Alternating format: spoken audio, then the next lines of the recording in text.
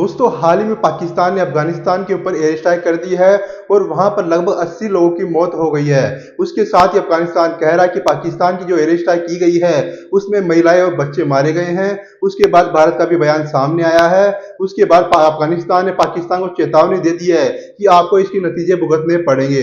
यानी कि आने वाले कुछ ही दिनों बाद अफगानिस्तान पाकिस्तान के ऊपर एक बार फिर से एयर स्ट्राइक करके या फिर हमला करके जवाब देने वाला है। सभी चीजों के बारे में बातचीत करेंगे। आगे का में यह एयर स्ट्राइक कैसे की गई, किस तरीके से की गई, भारत ने क्या बयान दिया है, सभी चीजों के बारे में एक एक बातचीत करते हैं। साथ ही महिलाओं और बच्चों के ऊपर यहाँ पर एयर स्ट्राइक की गई है। साथ ही Pakistan launched deadly air strike on Afghanistan. Afghanistan की सीमा के अंदर जाकर के पाकिस्तान की सेना ने यहाँ पर एयर स्ट्राइक की है। उसमें 80 लोगों की यहाँ पर दर्दनाक मौत हो चुकी है, जिनमें सबसे ज्यादा है महिलाएं और बच्चे हैं।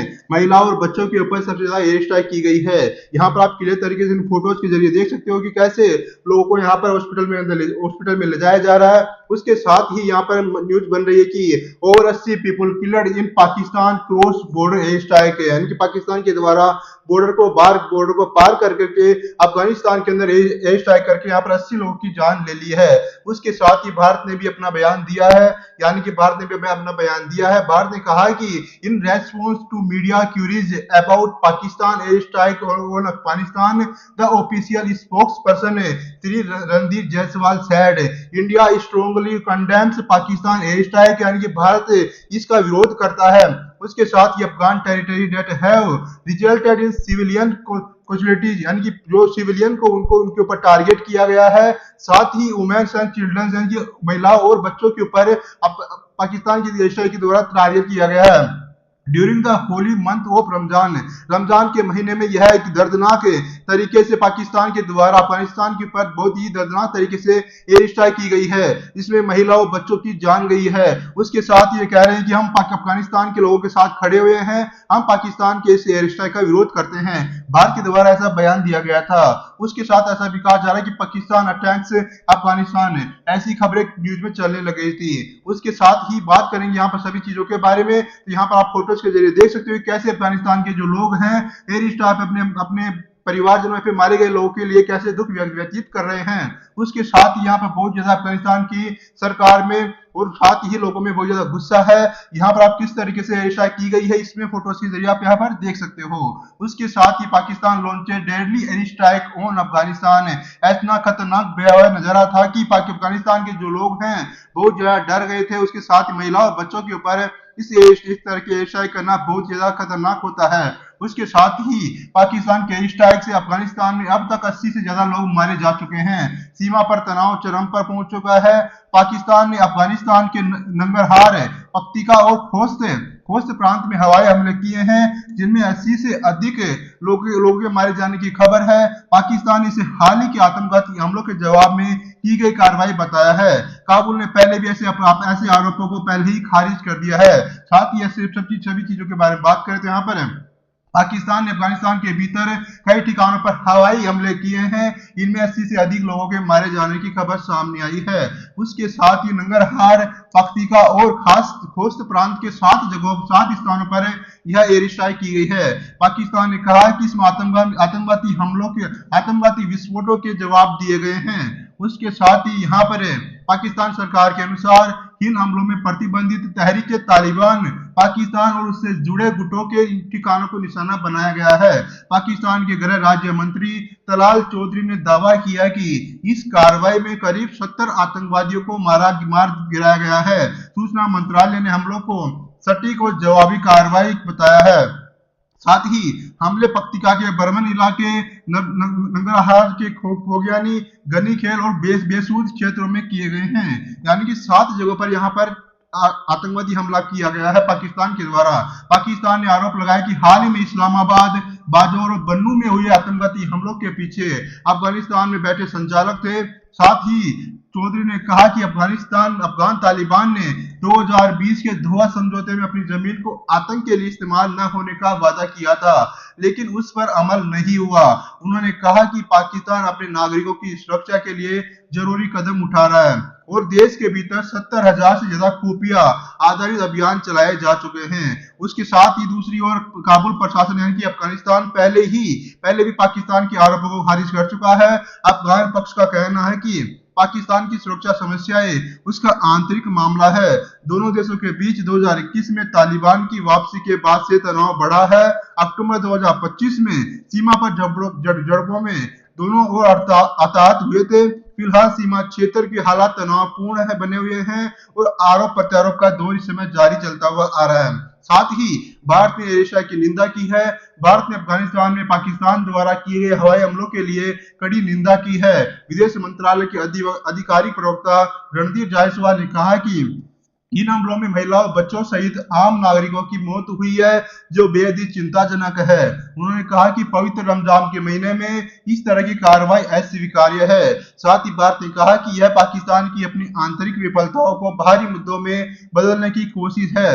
नई दिल्ली ने अफगानिस्तान की संप्रभुता, क्षेत्रीय अखंडता और स्वतंत्रता के प्रति अपना समर्थन दोहराया है। भारत ने स्पष्ट किया है कि क्षेत्र में शांति और स्थिरता बनाए रखना बहुत ज्यादा जरूरी है। ऐसा भारत के द्वारा किया गया है। साथ ही तालिबान बहुत ज्यादा खतरनाक है। आने वाले दिनों में तालिबान इसका जवाब भी देने वाला है। साथ ही हाल ही के दिनों में पाकिस्तान और अफगानिस्तान के बीच तनाव चरम पर बना हुआ है। पाकिस्तान द्वारा अफगान सीमा के भीतर जाकर के यहाँ पर उग्रवादी ठिकानों पर की गई एयर स्ट्राइक ने दुनिया का ध्यान इस ओर खींचा है। इस्लामाबाद ने आरोप लगाया है कि उसकी धरती पर होने वाले हमलों की साजिश अफगानिस्तान ने रची थी। ऐसे में सवाल यही उठना होगा कि तालिबान इसका जवाब कैसे देने वाला है। साथ ही यहाँ पर परमाणु शक्ति और साथ ही यहाँ पर विद्रोही लड़ाकों के बीच में जंग होने वाली है। 2026 की शुरुआत तक पाकिस्तान की सेना दुनिया की टॉप 15 ताकतवर सेनाओं में शामिल है।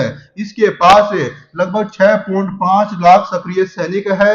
सबसे बड़ी बात है कि पाकिस्तान एक घोषित परमाणु शक्ति है, जिसके पास लगभग 170 से अधिक न्यूक्लियर वेपन्स है। उसके साथ ही काबुल की सत्ता संभाल रहे यहाँ पर तालिबान के पास करीब 1.70 लाख से 2 लाख लड़ाके हैं। हालांकि यह एक बड़ी संख्या है, लेकिन उनके पास पाकिस्तानी सेना जैसा प्रोफेशनल ट्रेनिंग, संस्थागत ढांचा और आधुनिक तकनीकी की कमी है। उसके साथ ही पाकिस्तान के पास पारंपरिक युद्ध लड़ने के लिए भारी मशीनरी और लॉन्ग रेंज के हथियार भी हैं। इसमें आधुनिक टैंक, लंबी दूरी तक मार करने वाली तोपें, बैलिस्टिक मिसाइल और क्रूज मिसाइल सिस्टम शामिल है। पाकिस्तान का एयर डिफेंस सिस्टम भी काफी मजबूत माना जाता है, लेकिन ऑपरेशन सिंदूर के दौरान इनका एयर डिफेंस सिस्टम पूरी तरह से फेल हो गया था। ऐसा कहा जा रहा है कि पाकिस्तान के पास जो एयर डिफेंस सिस्टम है वो चाइना के द्वारा दिया गया है। चाइनीज जो हथियार होते हैं ज्यादा समय तक नहीं टिक पाते हैं, ये सभी लोग जानते हैं। उसके साथ तालिबान के पास ऐसा कोई भी मिसाइल डिफेंस सिस्टम नहीं है जो पाकिस्तान की हवाई हमलों को रोक सके। उनके पास लंबी दूरी तक हमला करने की क्षमता भी सीमित है। हालांकि तालिबान इस कमी का अपनी मोबिलिटी यानी कि तेजी से आजमाई और दशकों के युद्ध के अनुभव से पूरा करने की कोशिश भी कर रहा है। यानी कि आने वाले समय में इन दोनों के बीच में काफी ज्यादा झगड़ा बढ़ सकता है। साथ ही दोनों के बीच में सबसे बड़ा अंतर है वायुसेना का है। यानी कि पाकिस्तान के पास सैकड़ों लड़ाकू विमान है, जिनमें F-16, JF-17, थंडर और मिराज जैसे घातक जेट्स शामिल है। ये विमान सीमा पार जाकर के सटीक बमबारी करने के लिए सक्षम माने जाते हैं। तालिबान के पास कोई भी सक्रिय फाइटर जेट का बेड़ा नहीं है। अमेरिकी सेना के जाने के बाद उन्हें कुछ ब्लैक हॉक और Mi-17 हेलीकॉप्टर जरूर मिले हैं, लेकिन स्पेयर पार्ट्स और तकनीकी विशेषज्ञों की कमी के कारण उनकी ऑपरेशनल हालत बहुत ज्यादा खराब है। उसके साथ ही तालिबान की सबसे बड़ी ताकत है वो है तकनीक में बहुत ज्यादा पीछे हैं, लेकिन उनके पास छोटे हथियारों का विशाल जखीरा है। अमेरिका सेना द्वारा छोड़े गए हथियारों में M4 और M16 missile, night vision device, आधुनिक संचार उपकरण शामिल है। उनके पास 700 से ज्यादा हमवी और बख्तरबंद गाड़ियां हैं, जो अफगानिस्तान के ऊबड़ खाबड़ रास्तों के लिए बेहतरीन मानी जाती है। साथ ही तालिबान को कम आंकना पाकिस्तान के लिए भारी पड़ सकता है, क्योंकि अफगानिस्तान का जो दुर्गम भूगोल हमलवार सेना के लिए कब्रिस्तान साबित होता हुआ आ रहा है। Taliban hit and run, IED, धमाकों और घात लगा करके हमला करने में माहिर माने जाते हैं, क्योंकि डूरंड लाइन के बॉर्डर पर आबादी इस तरह मिली है हुई है कि पाकिस्तान के लिए बड़े पैमाने पर सैन्य कार्रवाई करना बहुत ज्यादा खतरनाक हो सकता है। उसके साथ ही अफगानिस्तान ने भी कहा कि आने वाले कुछ ही दिनों में पाकिस्तान के द्वारा इस एयर स्ट्राइक का जवाब भी दिया जाएगा। अफगानिस्तान के रक्षा मंत्रालय ने कहा कि सही समय आने पर पाकिस्तान को जवाब देने की चेतावनी दी है। साथ ही मंत्रालय ने इन हमलों को अफगानिस्तान की गोपनीयता नीति का उल्लंघन बताया है। साथ ही ऐसा कहा जा रहा है कि धार्मिक स्कूल पर ड्रोन से हमला हुआ और नांगरहार प्रांत में कार्रवाई की गई है। पाकिस्तान ने जवाब दिया है कि उन्होंने आतंकवादी ठिकानों पर हमला किया है, लेकिन अफगान स्रोतों के अनुसार नागरिकों को बहुत नुकसान हुआ है। पाकिस्तान लंबे समय से तालिबान सरकार से मांग करता हुआ आ रहा है कि वह अपनी जमीन का इस्तेमाल किसी भी आतंकी संगठन को ना करने दे। इस्लामाबाद ने आरोप लगाया कि टीटीपी अफगानिस्तान से संचालित होता हुआ आ रहा है, जबकि तालिबान इन आरोपों से मना करता हुआ आ रहा है। उसके साथ ही पाकिस्तान ने मांग उठाई है कि यहाँ पर अंतर्राष्ट्रीय समुदाय तालिबान पर दबाव डाले, और साथ ही पाकिस्तान ने अंतर्राष्ट्रीय समुदाय से अपील की कि वह 2020 में दोहा में अमेरिका के साथ हुए समझौते के तहत तालिबान पर दबाव डाले, ताकि अफगान जमीन का इस्तेमाल दूसरे देशों के खिलाफ नहीं हो। 2020 का दोहा समझौता, जिसे अफगानिस्तान में शांति प्रयास भी कहा जाता है, यह अमेरिका और तालिबान के बीच 29 फरवरी 2020 को कतर की राजधानी दोहा में हस्ताक्षरित हुआ था। यह समझौता अफगानिस्तान में 2001 से चल रहे युद्ध को समाप्त करने और अमेरिकी बलों की वापसी का रास्ता बनाने के लिए किया गया था। साथ ही तालिबान ने कहा कि वह अफगानिस्तान की जमीन को अमेरिका और उसके सहयोगी देशों की सुरक्षा के लिए खतरा पैदा करने वाले किसी भी समूह या फिर व्यक्ति को इस्तेमाल नहीं करने देंगे। उसके साथ ही ऐसा भी कहा जा रहा है कि अफगानिस्तान की सेना अफगानिस्तान की जमीन का इस्तेमाल करके ही टीटीपी के द्वारा पाकिस्तान के अंदर हमले किए जाते हैं।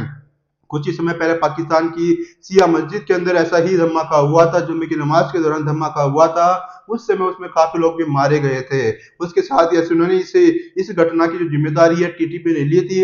उसके बाद से पाकिस्तान ने यहाँ पर इसका जवाब देते हुए अफगानिस्तान के अंदर घुस करके निर्दोष लोगों को मारा है। पाकिस्तान की अपनी कमियों को दिखा दिया है कि पाकिस्तान किस तरह से अपनी कमियां दिखाई दे रही है। यानी कि पाकिस्तान की सेना के द्वारा आतंकवादी को नहीं मारा गया, लेकिन उसके बदले अफगानिस्तान के जो निर्दोष लोग हैं, महिलाएं हैं, बच्चे हैं, या भी एक स्कूल के ऊपर निशाना बनाया गया है, जो कि बेहद ही चिंताजनक है। खास करके अफगानिस्तान और पाकिस्तान दोनों के लिए ही पाकिस्तान की जो आंतरिक चुनौतियां हैं, उनको भारी चुनौतियां बता करके पाकिस्तान ने इस तरह का निर्णय लिया है। आने वाले समय में अफगानिस्तान के द्वारा इसका जवाब दिया जाएगा। आने वाले समय में दोनों देशों के बीच में एक बार फिर से युद्ध छिड़ने की संभावना बढ़ती हुई जा रही है। साथियों, आपको क्या लगता है कि आने वाले समय में दोनों देशों के बीच में युद्ध हो सकता है, फिर नहीं हो सकता है? उससे पहले आपको यहाँ पर बता दिया जाए कि टीटीपी क्या है।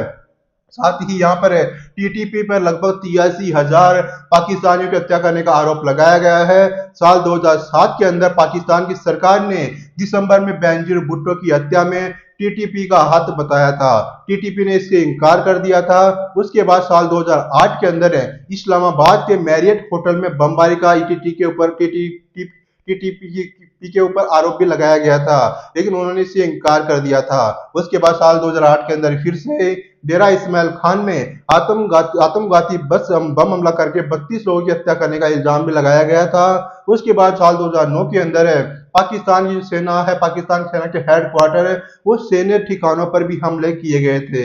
उसके बाद साल 2012 के अंदर महिला शिक्षा के लिए आवाज उठाने वाली मलाला यूसुफजई को सिर में गोली मार के हत्या कर दी गई थी। उसके बाद साल 2014 में पेशावर में आर्मी स्कूल पर भीषण हमला हुआ था। 131 बच्चों समेत 150 लोग मारे गए थे। टीटीपी पर आरोप भी लगा था। उसके साथ ही इंटरनेशनल फोरम फॉर राइट्स के अनुसार टीटीपी ने साल 2006 के बाद से अब तक 83,000 से ज्यादा पाकिस्तानियों की हत्या कर चुका है।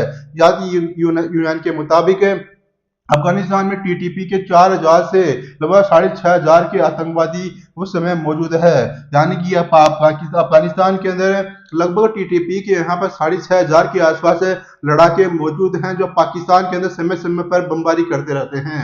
उसके साथ ही पाकिस्तान ग्लोबल टेररिज्म के मामले में पूरी दुनिया में दूसरे नंबर पर आ चुका है। साथ ही कुछ समय पहले चौथे नंबर पर था, लेकिन अभी हाल ही के समय में यह 2025 के मुताबिक यह दूसरे नंबर पर आ चुका है। साल 2025 के मुताबिक बुर्किना फासो के बाद पाकिस्तान दुनिया का सबसे आतंक प्रभावित देश बन चुका है, जबकि 2024 में यह चौथे नंबर पर था। यानी कि पाकिस्तान इस उपलब्धि को बहुत ही जल्दी पहले नंबर पर ला सकता है। टीटीपी के हमलों में 90% की वृद्धि हुई थी।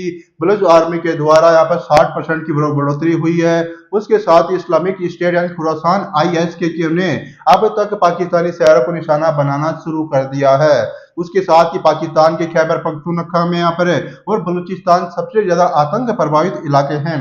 देश भर के कुल आतंकी घटनाओं में से 90% इसी इलाके में हुई है। यानी कि आने वाले समय में पाकिस्तान चारों तरफ से गिरता हुआ दिखाई दे रहा है। एक तरफ बलूच लड़ाके हैं, दूसरी तरफ अफगान लड़ाके हैं, साथ ही अफगानिस्तान की सरकार है, टीटीपी है, साथ ही इनकी खुद की ही आतंकवादी एजेंसी है ISI, वो भी यहाँ पर हमले कर सकती है। आने वाले समय में पाकिस्तान की हालत बहुत ज्यादा खराब हो सकती है। साथ ही आपको क्या लगता है, क्या पाकिस्तान के अंदर जो आतंकवादी हमला हो रहा है बिल्कुल सही हो रहा है या नहीं हो रहा है? आप अपनी कमेंट बॉक्स में जरूर से जरूर बता दीजिएगा।